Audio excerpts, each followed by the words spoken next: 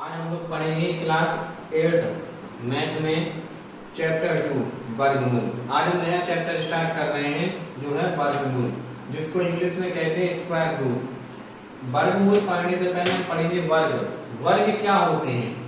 आपने देखा होगा वर्ग एक आकृति भी होती है जिसकी चारों भुजाएं समान होती है, उसको हम कहते हैं वर्ग। और वर्ग का क्षेत्रफल होता है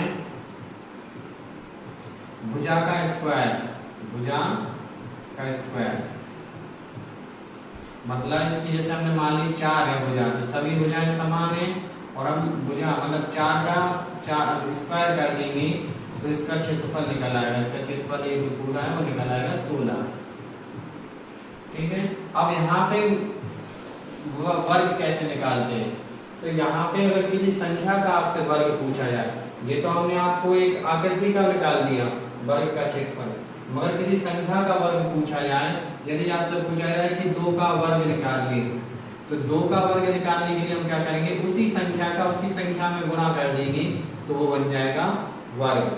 इस 2 गुणे 2 को हम लिख सकते हैं 2 की घात 2, क्योंकि 2 बार गुणा हो रहा है। इसी तरह 3 का वर्ग पूछा जाए तो 3 गुणे 3, इसको हम लिखेंगे 3 की घात 2 और 3 की घात 2 हो जाएगा 9। तो समझ में आया? उसी संख्या का उसी संख्या में गुणा कर दे तो हमारा निकल आएगा वर्ग। अब आपको सबसे पहले क्या करना है कि 1 से 25 तक का वर्ग अपनी कॉपी पे लिखना है और याद करना, लिखना तथा याद कर लेना है। कैसे लिखोगे आप? यहाँ पे आप लिखना संख्या, ठीक है। इस तरीके से आप लाइन खींच लेना, यहाँ पे संख्या लिखना, यहाँ पे लिखना वर्ग। फिर आपको क्या करना है, जैसे आपने 1 लिखा तो 1 का वर्ग हो जाएगा 1 गुणा 1, इसको हम इस तरीके से लिख सकते हैं 1 का स्क्वायर। अगर आपको 2 का वर्ग निकालना है तो 2 गुणा 2 मतलब 2 का स्क्वायर। और इस तरफ साथ में आपको उसकी मान भी लिखते जाना है। 1 का वर्ग 1, 2 का वर्ग 4, 2 गुणा 2 कितना होता है 4, 3 का हो जाएगा 3 गुणे 3 और यहाँ पे 3 का वर्ग और ये हो जाएगा 9।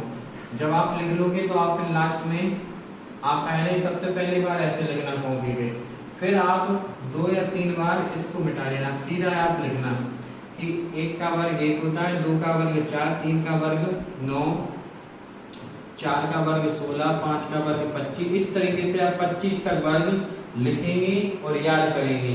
ठीक है बच्चों।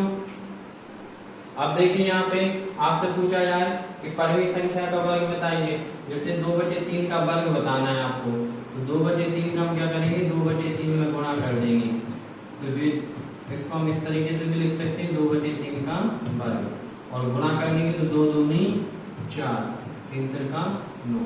इसी प्रकार 3/4 का वर्ग पूछा जाए तो उस पे वर्ग कर दो, फिर आप सीधा लिख सकते हो 3 का 3 में गुणा कर देंगे तो 9 आ जाएगा, 4 का 4 में गुणा कर देंगे तो 16। इसी तरह 4/5 का वर्ग करना है तो 4 का वर्ग होता है 16 और 5 का होता है 25।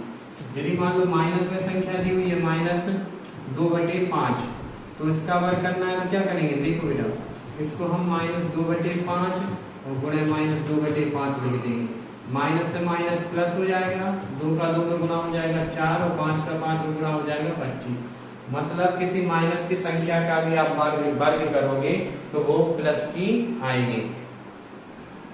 अब आप देखिए यहाँ पे सम तथा विषम संख्या का वर्ग, सम तथा विषम संख्या का वर्ग, इसमें क्या होता है? तो सम संख्याएं क्या होती हैं? जो 2 से विभाजित हो जाती है उनको हम कहते हैं सम संख्या, जैसे 2, 4, 6, 8। और विषम संख्याएं क्या होती है? जो ये हमने इस तरफ लिख ली सम संख्याएं, इधर लिख दे रहे हैं हम विषम संख्या, 1, 3, 5, 7, 9। इस प्रकार की संख्या जो 2 से विभाजित ना हो, उसका अगर हम वर्ग करेंगे तो क्या होता है? 2 का वर्ग हो जाएगा 4, 4 का होता है 4 का होता है 16, 6 का होता है 36, 8 का होता है 64। इसी तरह विषम संख्याओं का वर्ग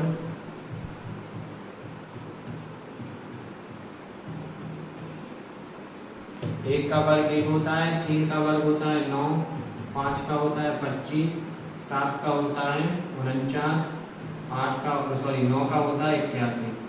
तो सम संख्या और विषम संख्या के वर्ग में हम आपको ये इसलिए लिखवाएं क्योंकि इसमें एक हमेशा आपसे पूछा जाए कि सम संख्या का वर्ग करने पर कौन सी संख्या प्राप्त होती है। तो आपने देखा होगा यहाँ पे सम संख्या ही प्राप्त हुई। जब सम संख्या का वर्ग कर रहे थे तो 4, 16, 36 और 34 सब कैसी निकली? सम। तो सम संख्या का वर्ग करने पर भी सम संख्या प्राप्त होती है और विषम संख्या का वर्ग कर रहे हैं तो हमें विषम संख्या प्राप्त होती है। देखिए 1, 9, 25, 49, 81 सब कैसी संख्याएं हैं? विषम। तो सम संख्या का वर्ग करने पर सम संख्या प्राप्त होती है और विषम संख्या का वर्ग करने पर विषम संख्याएं प्राप्त होती हैं। अब देखिए आप यहाँ पे पूर्ण वर्ग संख्याएं छांटिए। पूर्ण वर्ग संख्याएं क्या होती हैं? जैसे 2 का वर्ग 4 तो 4 एक पूर्ण वर्ग संख्या है जिसका परफेक्ट स्क्वायर निकल आता है। अब जैसे इसमें पूछ रहे हैं 64 का पूर्ण वर्ग संख्याएं छांटिए। तो पूर्ण वर्ग संख्याएं छांटने के लिए आप क्या करेंगे? इसमें वर्गखंड विधि लगाएंगे। 64 में आप भाग देंगे 2 से, अभाज्य संख्याओं से भाग देते हैं। अभाज्य संख्याएं क्या होती हैं हम आपको पहले भी बता चुके हैं। 2, 3, 5, 7, 11 इस प्रकार की जो संख्याएं होती हैं वो अभाज्य संख्याएं होती हैं, मतलब जो किसी और संख्या से नहीं कटती हैं। और जब भी हम गुणनखंड निकालते हैं तो इन अभाज्य संख्याओं का प्रयोग करते हैं। तो 2 से भाग देंगे तो इसमें जाएगा 32 बार, फिर 2 से भाग देंगे तो 16 बार, फिर 2 से भाग देंगे 8 बार, फिर 2 से भाग देंगे 4 बार, फिर 2 से भाग देंगे 2 बार, फिर 2 से भाग देंगे 1 बार। अब यहाँ पे हम देखेंगे 64 के गुणनखंड कितने हुए? 2 गुणे 2, 2 गुणे 2, 2 गुणे 2। अब आपको क्या करना है? सबसे पहले आपको गुणनखंड निकाल लेना है, फिर उसके बाद लिख लेना है, फिर आपको एक 2-2 का जोड़ा बनाना है। यदि 2-2 के जोड़े पूरे बन जाएंगे तो हम कहेंगे हमारी संख्या पूर्ण वर्ग है। यदि कोई भी जोड़ा पूरा नहीं होता, कोई भी एक संख्या बचती है तो हम क्या कहेंगे?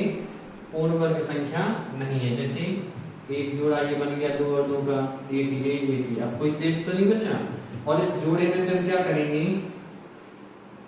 अभी हमें केवल ऐसे ही पता करना है कि पूर्ण वर्ग संख्या है। तो हमने देखो 2-2 का जोड़ा बन गया तो हम कहेंगे 64 एक पूर्ण वर्ग संख्या है। और 64 किसका वर्ग होती है? 64 होती है 1, 2 इसमें से ले लेंगे, 1, 2 इसमें से ले लेंगे, 1 इसमें से।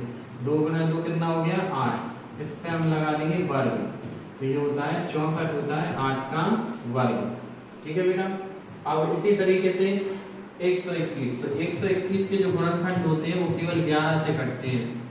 11 से 11 बार जाता है तो 11 गुणा 11 हो गया 121 के गुणनखंड। तो यहाँ पे हम क्या कहेंगे? 11 का वर्ग है। तो 64 हमारा 64 हो गया पूर्ण वर्ग और 121 हो गया। अब हम चेक करते हैं 125 और 110। तो 125 के लिए हम क्या करेंगे? सबसे पहले सिर्फ 5 से भाग देंगे तो 25 बार जाएगा, फिर 5 से देंगे तो 5 बार, फिर 5 से देंगे तो 1 बार। तो 125 के हम पहले गुणनखंड लिख लेंगे 5 गुणे 5 गुणे 5। अब देखिए यहाँ पे हम जोड़ा बनाएंगे तो एक जोड़ा बन गया, एक बचा रहा, तो हम कहेंगे 125 पूर्ण वर्ग संख्या नहीं है। इसी तरीके से आप 110 के गुणनखंड करना।